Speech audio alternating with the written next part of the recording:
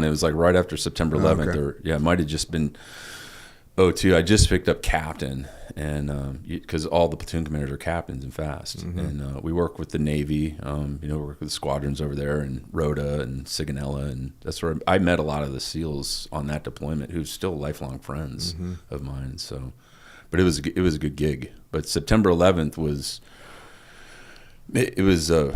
such a turning point, in history that lit the fuse for where we are today. It was, and today, we're recording this show today, which is, again, I think it's like the day we signed the Constitution, among other things. But this is the Battle of Antietam. This is the bloodiest day in American history. I mean, where we lost 5,000 people. People in modern times, they think 9/11 is the bloodiest day, but it's not. We were killing ourselves on the bloodiest day in America. We don't like to talk about that war a lot, but definitely a turning point for sure. So then how long are you with Fast Company for? It's a 3-year gig. I was with Second Fast Company in Yorktown, Virginia, and we did a deployment to Baghdad. That one lasted... Or no, the first one was Second Fast was to Rota, Spain. So we're out of Rota for like 10 months, doing Strait of Gibraltar transits. We're riding frigates and destroyers, and we're cross-decking, and we're doing Strog transits with SEALs, and they're shuttling us over to boats, and we do security on all these ships going over to the Persian Gulf when the war kicked off. And again, we're like, oh, we're just guarding these big container ships full of shit paper and MREs for the guys doing the real fighting. We all want to get in the fight. We wanted our war, and so we came back, and then we get the call that General Hagee, who was the commandant and the CNO, wanted a third Fast Company. So I was a plank owner to help build that in Williamsburg, Virginia. So we had this shitty little Navy base. It was like a Navy supply annex, and we didn't have a pot to piss in. But we were doing what we could do until we got all of our gear and stuff, and we started fielding Marines. And then we went over to Baghdad to provide security at the embassy there at Saddam's palace. And that place, man, I don't know if you ever rolled through there. What year was that? That was 2004. Yeah. I was there in 03 and 04, and I was in Baghdad. So, yeah, who knows? Interestingly, we were there for 10 months, and it was prior to that, when I was married, I have a buddy who's in the Navy, and this is a cool, I like this story because you probably know the guys too, but he's flying to my wedding, and he's sitting next to this guy. He says, hey, what are you doing? He's like, oh, I'm in the Navy. And so he was a team guy. And so Bob White, and his nephew, by the way, is the one that called me from the recruiter's office. So the White family is like, I've known them since high school. Anyway, he says, yeah, you should call this guy. He's also in Virginia Beach, or he's at Dam Neck or something. And so it was Rich Deviney. And so Rich and I became like pen pals in Virginia. And we're emailing each other, like sharing the gas chamber or range, like at Fort Useless or something. But we'd never met face to face. And so I'm in Baghdad in 04, and I see these, this convoy rolls in, and I'm in the chow hall, and I see all these guys with a bunch of Velcro on their camis and pockets sewn on like SEALs.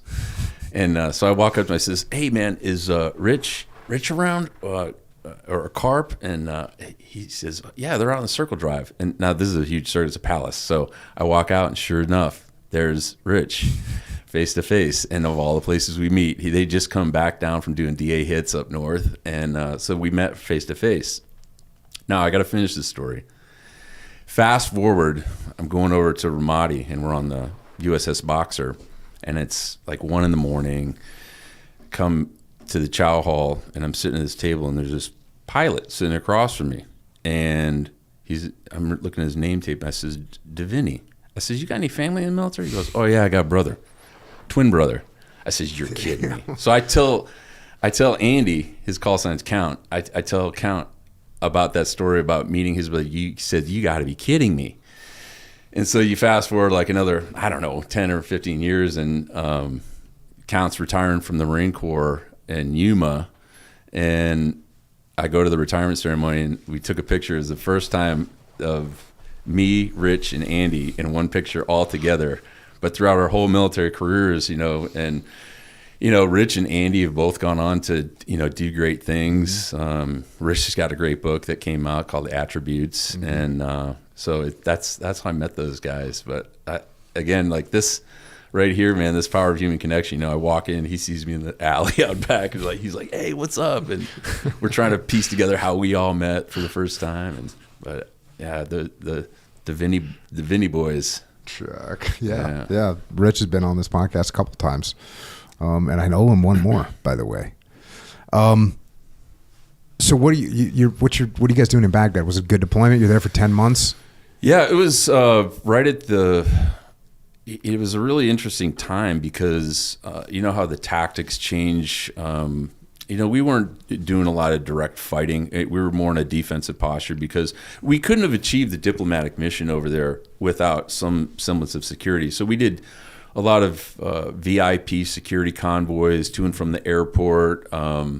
We were actually working with the Blackwater guys when Blackwater got stood up out of LZ Washington in Baghdad. We used to fly around with those guys on their sexy helicopters. Those guys are all 160 SOAR dudes that are flying for Blackwater now. And we can talk about it a little bit too. Like one of the books that I helped publish it used to be called Welcome to Blackwater, but now it's called Guns, Girls, and Greed.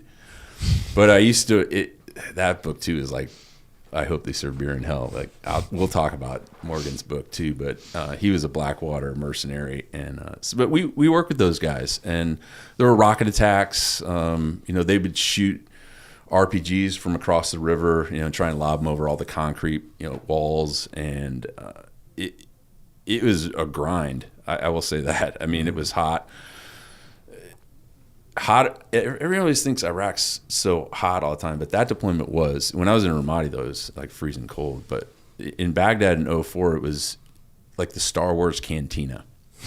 That's what the palace was like. I mean, you had everything from business casual. I mean, Dave Petraeus was running the place. Had 4-star generals bouncing around, civilians, contractors, USAID, Marines guarding the place.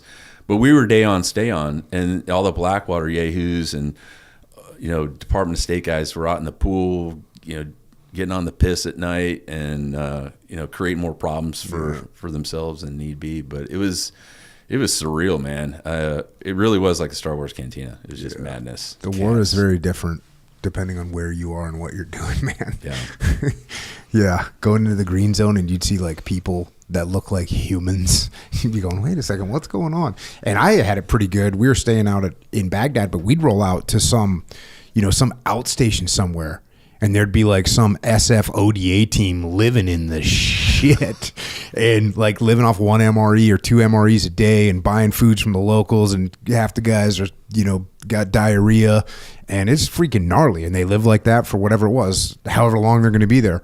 And then you go to the BIAP had a big giant chow hall with Pizza Hut and all that stuff. And then the green zone was just like a freaking luxury scenario.